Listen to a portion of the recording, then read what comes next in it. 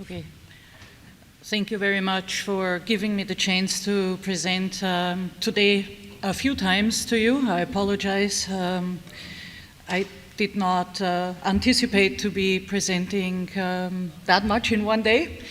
I'd like to really acknowledge my co-workers, and this project is one of the objectives of Rodrigo Munivar-Luki's PhD. And I'm going to talk first about mesenchymal stromal cells for treatment of surgical induced fetlock osteoarthritis. And we are all aware that osteoarthritis is very common. It affects about a third of horses and is estimated in Canada at least to cause about $15,000 a year per horse to trainers or owners of horses. And that's why there is a huge move over the past decades to try and find an intra-articular treatment that's actually both disease modifying and symptom modifying. And we know that there's a variety of drugs out that are aiming to do that, and the hope is that stem cells are actually disease modifying and not only symptom modifying. And they have progenitor function, which is not really as much of interest for the treatment of osteoarthritis. It's really the non-progenitor function of these stem cells with their many, many effects that have been shown that they have, that we are interested in investigating. And a lot of work has been done looking at single source stem cells, and we actually used for this project pooled umbilical cord blood derived stem cells. And in my next talk, I'm going to present to you some of the safety results, but be assured before we treated these horses, there was a safety study done on using pooled stem cells from multiple donors. And we hypothesized that pooled cord blood stem cells are safe and effective to treat osteoarthritis in a surgically induced fetlock chip model in horses when compared to saline. And this is giving you the overview. The project itself has 12 horses that were clinically sound and form racing standardbreds. And I will only present, though, the preliminary results from the first 6 horses. And to give you a little bit an overview here, this is a 4 months duration project, and all horses were acclimatized to the treadmill. And for a week before we started to actually work with them, and we evaluated them for lameness repeatedly throughout the study and all these time points in the top. And then at day 0, we obtained baseline synovial fluid and basically performed the surgeries. Then 5 weeks later, we did MRI, and another 6 weeks later, we repeated the MRI. And in between, so at 6 weeks, we treated the horses. Half the horses were treated with 20 million stem cells in HA, and the other half was treated with saline.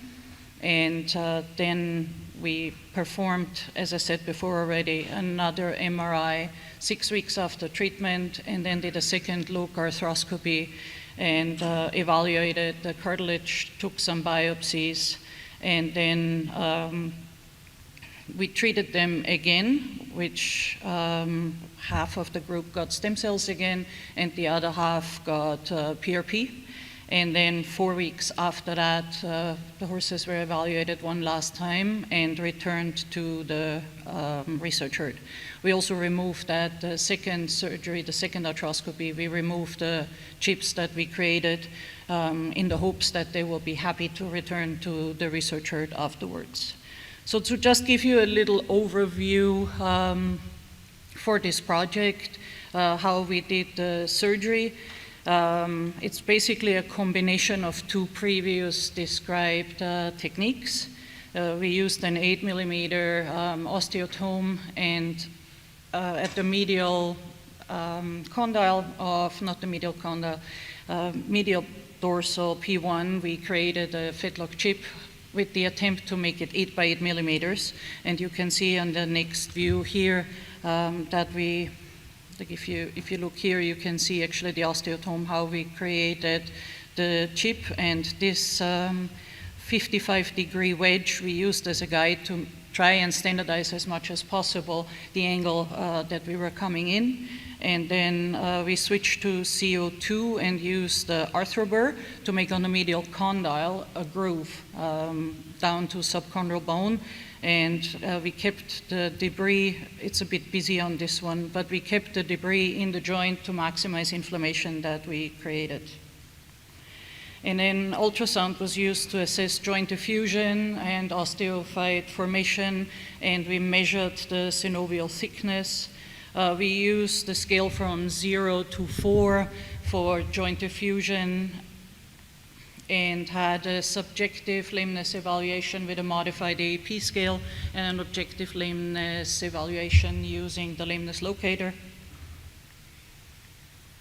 And the treadmill protocol was standardized. They were treadmilled for 5 days a week, and using this same routine. And after surgery, though, they had 10 days of standard post-op care.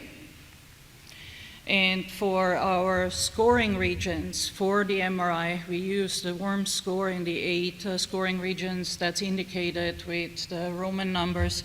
And for the radiographs, we had 13 scoring regions as indicated with the Arab numbers. And that was the worms scale that we used to give points. And this is just resembling like the MRIs and all the measurements that we did on it. And also for the radiographs, but the most useful one was really measuring the osteophyte formation. The rest wasn't, the radiographs weren't giving us as much information as we were hoping. And sorry, I'm just skating through it to be conscious of the time. And for our results, again, this is only for the first 6 horses. It's only preliminary results. So we had a subjective lameness improvement over time in the stem cell group, which I think is very exciting. And I have given you here in blue the example what the horses looked just before we treated them with the stem cells. And in orange is what they looked at the time when we sent them back to the research herd. And if you look at these 3 horses, these are the control horses, and these 3 horses are the stem cell horses. Also, what's very important, which I forgot to say, is that we were blinded to the treatment group as the evaluators of lameness, radiographs, etc. So I only found out by the time it came back from the statistician which horse was in which group. I think that's very important. And we also had a lower vector sum difference in these horses in the stem cell group. And which I also thought was very exciting is that they actually had a lower arthroscopic score in the stem cell group compared to the saline group. And that was significant. And this is just, again, the raw data and the mean of the first and second arthroscopic score. But there was a significant difference between the 2 groups. The worm score was lower in the stem cell group, so they had less changes on MRI than in the saline group. You can see here that we have different size fragments. I know they are different images, but we use the ones where we can see it the best just to show you that the fragment size is different in the first 6 horses. We weren't as good as we were hoping in creating 8 by 8 millimeter fragments. But we also found that the larger the fragment is, as expected, the lamer the horses are, and there's less improvement in the lameness over time regardless of the group. I think that's very important when you're modeling that a disease that you're trying to be realistic what you can achieve. And there was no statistical significant difference, though, in MRI scoring between the stem cell and the saline group. So we can definitely say that we didn't have any reaction with the pooled cryopreserved allogeneic stem cells that we used, and they are safe to be used for intra-articular treatment. The cytokine analysis is in the synovial fluid is still pending. We are waiting for the other 6 horses. The study just completed on the 20th, so we will do them all together. The lameness and arthroscopic scores were significantly lower in the cord blood group, and it may indicate, but it's only a may, that those stem cells are effective in halting the cartilage degeneration. But we have to definitely have a larger number of horses before we can conclude that, and we need to see the cytokine analysis. And we have managed successfully in these 6 horses to have a more, that we have done now, to have a more consistent fragment size, but also because the fragment size is more consistent, they are overall in the second round of horses a little bit less lame, which is not so ideal for assessing the effect of treatment. So perhaps in a couple of years we'll be able to present the full results of the study. And I would really like to acknowledge the team. This is just a fraction of our team, and that is reverse translational medicine, that picture. That young man that is sitting there with the twitch on his chin hurt his ankle playing soccer, and we ultrasounded him because it takes so long in Canada to get seen by an emergency doctor.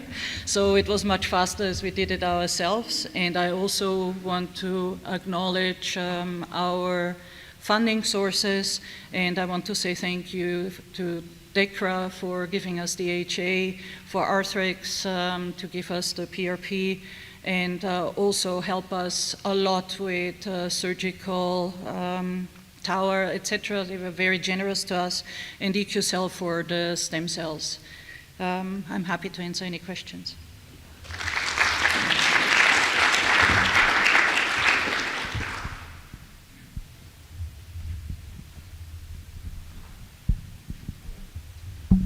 Very nice presentation.